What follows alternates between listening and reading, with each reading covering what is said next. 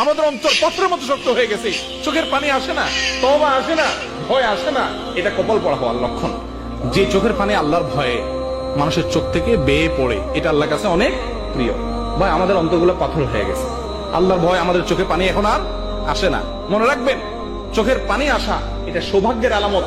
হাদিসে আসছে, দুর্ভাগা, কপাল পোড়া, জাহান্নামী হওয়ার আলামতের মধ্যে থেকে একটা হলো চোখ শুকিয়ে যাওয়া, চোখে পানি না আসা যাওয়া হয় না, উঠা বসা হয় না, ঈমান নবায়ন করা হয় না।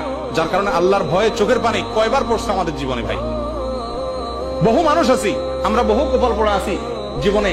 আল্লাহর পাকড়াও, আল্লাহর আযাব, আল্লাহর গজবের ভয়ে চোখের পানি কখনো আসে না। প্রিয় দিনী ভাইরা, জীবনে বহু কাঁদা আমরা কেঁদেছি, বহু চোখের পানি আমরা সবাই ফেলেছি। আল্লাহর কসম, পরীক্ষা করে দেখেন।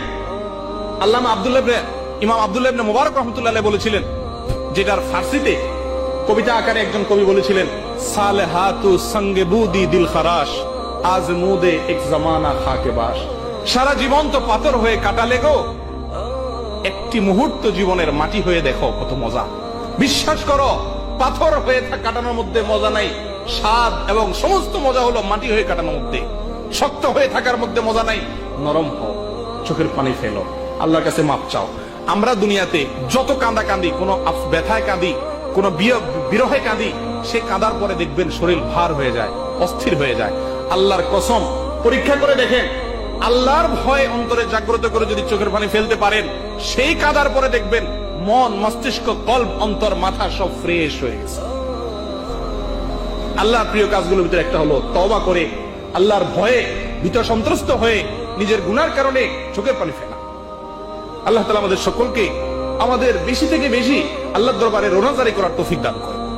এটা আজকাল সোনার হরিণ হয়ে গেছে, সোনার হরিণ হয়ে গেছে। ভাই, আমরা আল্লাহর ভয়ে চোখের পানি একাকী নির্জনে, রমজান আসছে, ইবাদতের মাস, আল্লাহর কাছে দুই হাত তুলে, হাত তোলা ছাড়া একাকী বসে নিজের গুনাহের কথা স্মরণ করে, এই গুনাহের যে শাস্তি আল্লাহ তাআলা দুনিয়াতে দিবেন সেগুলোর কথা স্মরণ করে অন্তত চোখের পানি ফেলার অভ্যাস করি। আল্লাহ, আপনি আমাদের সকলকে নরম হওয়ার তৌফিক দান করেন, আমাদের অন্তরগুলোকে আবাদ করে দেন, আমাদেরকে পাথর বানায়েন না আল্লাহ। আল্লাহ, আমাদের অন্তর যেন পাথরের মতো না হয়, আমরা শক্ত হয়ে গেছি। আল্লাহ, আমাদের সকলের অন্তরগুলোকে নরম